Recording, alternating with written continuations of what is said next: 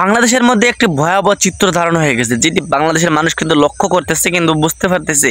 এইদিকে মানুষ দেশের উন্নয়ন না করে তাদের সমস্যাকে প্রকাশ করতেছে।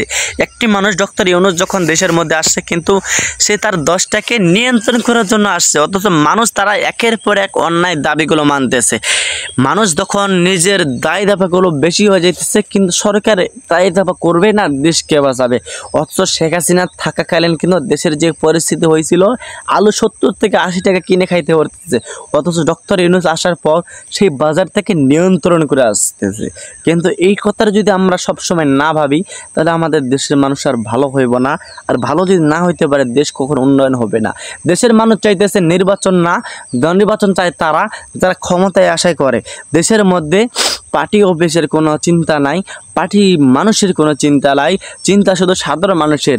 আমরা 3 বেলা কীভাবে খাইতে পারবো, 3 বেলা ভালো কীভাবে থাকতে পারবো, এটাই আমরা করি চিন্তা। কিন্তু কিছু কিছু মানুষ আছে যারা চিন্তা করে যে দেশটায় কীভাবে লুটে বাড়ি খাইতে হবে, দেশটায় কীভাবে ধ্বংস করতে হবে। এটাই কিন্তু একের পর এক মানুষ সেটা চিন্তা করতেছে।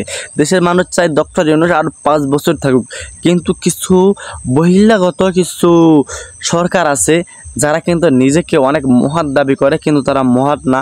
একটি কথা মাথায় রাখবে ভাই, কেউ একসঙ্গে খাইতে চাইলে তার পেটে কিন্তু হজম হয় নাই। যেভাবে শেখ হাসিনা ধ্বংস হয়ে গেছে, সেভাবে তোমরাও ধ্বংস হবা, যদি তোমরা দেশটাকে আপন না মনে করে নিজেদের মনে করবা।